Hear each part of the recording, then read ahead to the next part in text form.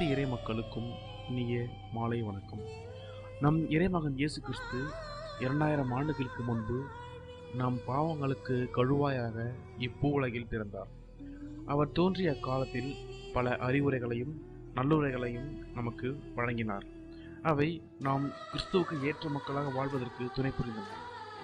ஆனால் இன்று கலாச்சாரம், தொழில்நுட்பம் என்று பல விஷயங்கள் மனிதர்களின் வாழ்க்கைகளை சின்னாபின்னமாக்குகின்றன. எனவே இத்தகைய காலகட்டத்தில் இந்த 2012ஆம் ஆண்டில் இயேசு இவ்வுலகில் தோன்றியிருந்தால் எப்படிப்பட்ட வசனங்களை நமக்கு கூறியிருப்பார் என்பதை விளக்கும் ஒரு சிறிய கற்பனை நாடகம். அனைவரும் இந்த நாடகத்தை நகைச்சுவை உணர்வுடன் கண்டு கழிக்குமாறு உங்களை கேட்டுக்கொள்கிறேன். காட்சி 1. அதாவது இன்னைக்கு சூழ்நிலையை பார்த்தோன்னா நிறைய பேர் தன்னைத்தானே இறைவாக்கினர் என்று சொல்லிக்கொண்டு இந்த பூமியில் சுற்றிக்கிட்டு இருக்காங்க. அது குறிப்பாக பார்த்தீங்கன்னா அந்த எதிர்ச்சபைகள் தான் இந்த போலி இறைவாக்கினர்கள் அதிகமாக உருவாக்கிட்டு இருக்கு. இவங்ககிட்ட தான் மக்கள் வழி தவறி போக ஆரம்பிச்சிட்டு இருக்காங்க. ஸோ இந்த வழி தவறி ஆடுகளை அவங்க எப்படி மேய்க்கிறாங்கன்றதை பற்றி தான் இந்த காட்சி. அதை காணுங்கள். My name is Daniel Singh. என் பெயர் தான் டேனியல் சிங். ஐ ஆம் ப்ரொபெட் ஃப்ரம் காட். நான் இறைவனால் அனுப்பப்பட்ட இறைத்தூதர். For his second coming. அவரது இரண்டாம் வருகைக்காக. Don't store wealth in home. செல்வங்களை வீட்டில் சேர்த்து வைக்காதீர்கள். But give it to me. அவை அனைத்தையும் என்னிடம் கொடுத்து விடுங்கள். I will give it to God. நான் அதை இறைவனிடம் கொடுத்து விடுவேன். Everything is for God. அனைத்தும் இறைவனுக்கே. Send 500 rupees every week. வாரம் 500 ரூபாய் அனுப்பிடுங்க. To me, not to home. உங்க வீட்டுக்கு இல்ல, என்னுடைய வீட்டுக்கு. Then only God will bless you. அப்பதான் இறைவன் உங்களை நிறைவாக ஆசீர்வதிப்பார். Okay, shout. God, call God to earth.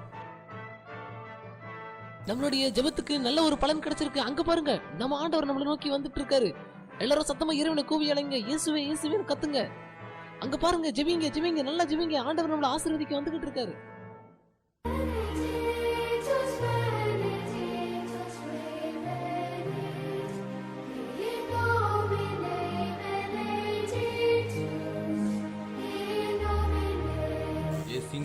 நிறுத்து, நான் தான் வந்துட்டேன்ல. பைபிளில் நான் என்ன சொல்றேன்னு தெரியுமா? இல்லை பைபிளை படிச்சிருக்கேன், நான் என்ன சொல்றேன்னு சொல்லி பார்க்கலாம். ஏன்னா நீ படிச்சதில்லை. இது நானே சொல்றேன். என்னை நோக்கி ஆண்டவரே ஆண்டவரே என சொல்பவர் எல்லாம் விண்ணரசுக்குள் செல்வதில்லை. இவன் தான் வயிற்று பொழப்பிங்க கத்திட்டு இருக்கானா? நீங்களுமா மக்கள் இங்கே இவன் கூட சேர்ந்து கத்தணும். நான் பைபிள் என்ன சொல்லிருக்கேன்? நீங்கள் இறைவேண்டல் செய்யும் போது வெளி வேடரை போல இருக்க வேண்டும். அவர்கள் டிவிகளிலும் YMCA, பச்சைப்பாஸ் கல்லூரி ஆகிய இடங்களில் கூட்டத்தை வரவழைத்து பிதற்றுவார்கள். மேலும் தங்கள் வீடுகளையே தொழுகை கூட்டங்களாக மாற்றிக் கொள்வார்கள். ஆகவே நீங்கள் மறைவான அறைக்கு சென்று உங்கள் தந்தையிடம் வேண்டும். பார்த்தீங்களா, இதுதான் இன்னைக்கு மக்களோட நிலைமை.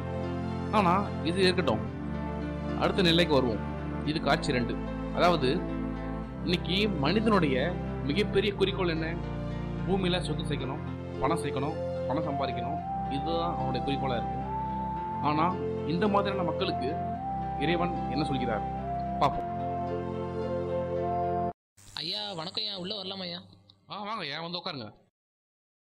ஐயா, இது என்னோட பையன் ஐயா. +2ல நல்ல மதிப்பெண் வாங்கியிருக்கான். உங்கள் காலேஜ் தான் தமிழகத்தில் பெரிய காலேஜ்னு எனக்கு தெரியும். அதான் உங்கள் காலேஜில் சீட்டு வாங்கலாம்னு. அப்படியா ஐயா? நம்ம காலேஜில் சீட்டோட வேல்யூ அதிகமாச்சு. எப்படி ஊரில் நஞ்சை புத்தகம் நிறைய தேருமா உங்களுக்கு? ஐயா அம்புட்டையும் விற்று எல்லாத்தையும் பணமாக்கி எடுத்துகிட்டு வந்திருக்கேன். என்கிட்ட ஒரு 2 லட்ச ரூபாய் இருக்குயா. ஐயா, நீங்கள் தான் சொன்னீங்க தமிழ்நாட்டில் பெரிய காலேஜின்னு. நான் பொதுவாக ஒரு சீட்டுக்கு 20 லட்ச ரூபா வாங்குவையா. நீங்கள் என்ன சொல்கிறீங்க, முடியுமா முடியாதா? ஐயா, நான் தான் படிக்காத மூடன் ஆயிட்டேன். என் பிள்ளையாவது படிக்க வைக்கணும். கொஞ்சம் கருணை கட்டுங்கய்யா. ஐயா, நீங்கள் சொல்கிறது வாஸ்தவம் தான். பெரிய காலேஜியா? நம்ம எம்எல்ஏ இப்போ தான் வந்தார். 20 லட்ச ரூபா கொடுத்து சீட் வாங்கிட்டு போயிருக்காரு. நீங்கள் கூட 2-3 போட்டு தான் கொடுக்கணும். 25 லட்சம் கொடுத்தீங்கன்னா ஓகே பண்ணலாம். ஐயா, நாங்களாம் ஏழை பழங்கய்யா, கொஞ்சம் கருணை காட்டுங்கய்யா. இந்த ஊரில் படித்த பிள்ளைகளே என் பிள்ளை தான் நிறைய மார்க் வாங்கியிருக்கான். கொஞ்சம் பாருங்கய்யா. ஐயா, நீங்கள் சொல்கிறது வாஸ்தவம் தான். நான் ஏதோ உங்களுக்கு சேவை செய்கிறதுக்காக இந்த காலேஜ் கட்டலை. நான் காலேஜ் கட்டினா கொஞ்சம் பணங்கன்னா வருமே, பணம் மக்கள்னு சொல்லி தான் காலேஜ் கட்டினேன். 25 லட்சம் முடிஞ்சா வைங்க, எல்லாம் கிளம்பிக்கிட்டே இருங்க. ஐயா, உங்கள் காலில் வேண்டாம் விழுறையா, கொஞ்சம் கருணை காட்டுங்கய்யா. ஐயா ப்ளீஸ்யா. அதெல்லாம் காட்ட முடியாதுயா. வெளியே போ. வாட்ச்மேன் வெளியே கொண்டு போவங்களே. ஐயா வெளியே தள்ளாதீங்க. ஐயா கொஞ்சம் கருணை காட்டுங்க. ஐயா முடியாதா? வாட்ச்மேன் தள்ளி போய்.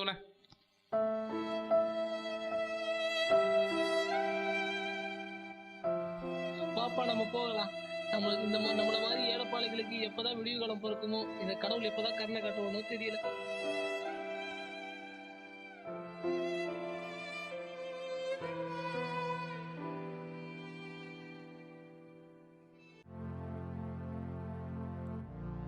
மகனே, ஐயா, யார் நீங்க? எப்படி உள்ள வந்தீங்க? ரூம் கதெல்லாம் பூட்டி இருக்கே. நான் தான் நீ கும்பிடும் கடவுள். என்னது, கடவுளா? என்னால் நம்பவே முடியவில்லை. நான் உண்மையிலே இந்த உலகத்துல இருக்கேனா? நான் கிள்ளி பார்த்துக்கிறேன். ஆமா, நான் உண்மையிலே இந்த உலகத்துல தான் இருக்கேன்.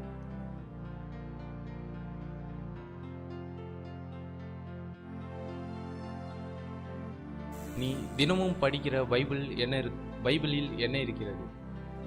நீ மற்றவருக்கு செய்யும் உதவியில் தான் உன்னுடைய உண்மையான அன்பு வெளிப்படும். ஆனால் நீ இப்பொழுது என்ன செய்தாய்? ஆண்டவரே, நீங்க சொல்றது சரிதான். இருந்தாலும் அதுக்கு சொல்லிட்டு நான் பணம் சம்பாதிக்காம இருக்க முடியுமா? மண்ணுலகில் உங்களுடைய செல்வத்தை சேர்க்காதீர்கள், ஏனெனில் அதை உங்கள் மனைவியர் தங்க நகையும் துணியும் எடுத்து அழித்து விடுவர். உங்கள் பிள்ளைகளோ அதை குடித்தே அழித்து விடுவர். ஆகவே விண்ணுலகில் உங்களுடைய செல்வத்தை சேருங்கள். சரி ஆண்டவரே, இப்பொழுது நான் என்ன செய்யட்டும்? உனக்காக வாழாமல் மற்றவர்களுக்காக இனிமேல் வாழ். அப்படியே ஆகட்டும்.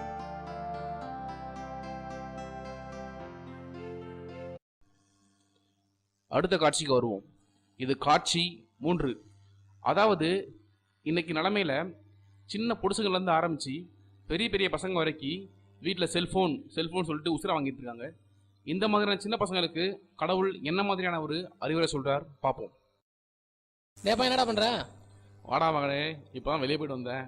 சொல்லு, என்ன விஷயம்? ஒன்றும் இல்லை, உங்கள்கிட்ட கொஞ்சம் பேசணும். கொஞ்சம் உட்காரு. சொல்லு. ஃப்ரெண்ட்ஸ் எல்லாம் லேட்டஸ்ட் மொபைல் ஒன்று வாங்கியிருக்காங்க. அது நானும் வாங்கணும். கொஞ்சம் காசு இருந்தால் கொடுப்பா. இருக்கிற ஃபோனுக்கே நீ கார்டு போதில்ல, புதுசாக என்ன பண்ண போற? அதெல்லாம் உனக்கு எதுக்கு? அதெல்லாம் என் கேர்ள் ஃப்ரெண்ட்ஸ் போடுவாங்க. நீ காசு மட்டும் கொடு. இல்லைடா, என்ன காசு இல்லை, கையில் காசு இல்லை, கொடுக்க முடியாது. கையில் காசு இல்லைன்னு எனக்கும் தெரியும். பையில எங்கேயும் வச்சுன்னு போய் எடுத்து வந்து கொடு. எதுன்னு இல்லைடா, போடா போய் வேலை பாரு போ. அப்புறம் பாரு, உன்னை பற்றி அம்மாகிட்ட போட்டு கொடுத்துருவேன். டேய் இருடா, இரு, ஒரு 10 நிமிஷம் டைம் கொடுறா, காசு அரேஞ்ச் பண்ணுறேன், இரு. இப்போ என் வழிக்கு ஒழுங்கா வந்த பார்த்தியா? ஒழுங்கா போய் காசு எடுத்துனா போ. ஐயோ, வேலைக்கு ஆமாம் போல இருக்குது. சரிடா போ, ஒரு 10 நிமிஷம் கழிச்சு நான் கொண்டு வரேன் போ. நீ எங்கேயும் போக தேவையில்ல, நான் வெளியே தான் உட்காந்துருக்கேன் ஹாலில். சீக்கிரம் காசோட வா போ. ஆண்டவரே, இந்த காலத்தில் ஏன் பசங்க எப்படி இருக்காங்க? எப்போ பார்த்தாலும் ஃபோன் பண்ணி உசுர வாங்குறாங்களே. உங்களுக்கு நல்ல புத்தி நீங்கள் தான் கொடுக்கணும்.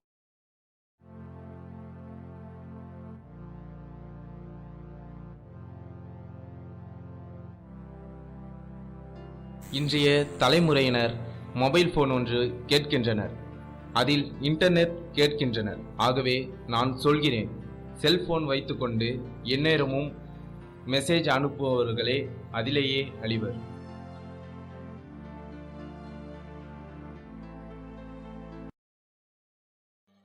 சரி, சின்ன பசங்களை விடுங்க. இன்னைக்கு கோயிலில் பூசை நடக்கும்போது செல்போன் எந்த மாதிரியான வேலையெல்லாம் பார்த்துக்கிட்டு இருக்கு, அதை பார்ப்போம். காட்சி 4.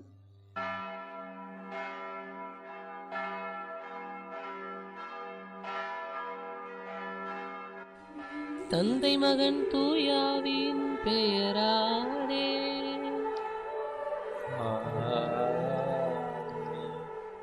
நம் ஆண்டவராகிய இயேசு கிறிஸ்துவின் அருளும் கடவுளின் அன்பும் தூயாவின் நட்புறவும் உங்கள் அனைவரோடும் இருப்பதாக.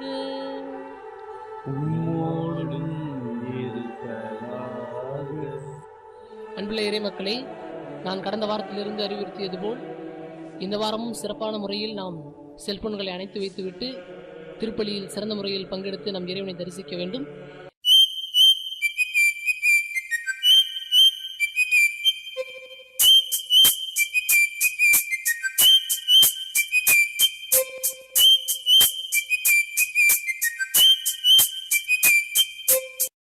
ஹலோ, யோ, பூசையில் இருக்கியா? தர கிடைக்கல, இரு, வெளியே வரேன். யோ, மாஸ்டர் நடந்துட்டு இருக்கியா? இன்னும் பூச முடியல, இருக்கியா? வெளியே வரையா, இரு. அடச்சே, இந்த மக்களுக்கு இவ்வளவு நேரம் நான் இதைத்தானே சொல்லிக்கிட்டு இருந்தேன். எப்பதான் திருந்துவாங்களோ?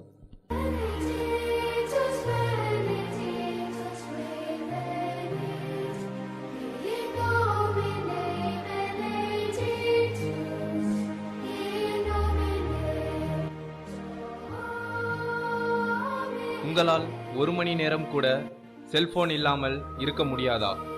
உங்கள் உள்ளமோ வலிமையானது, ஆனால் இந்த செல்போனோ விலை குறைவானது. இதை வைத்து நீங்கள் சீன் போடுவதேன்? நீங்கள் சோதனைக்கு உட்படாதிருக்க செல்போனை அணைத்து வைத்து இறைவனிடம் வேண்டுங்கள்.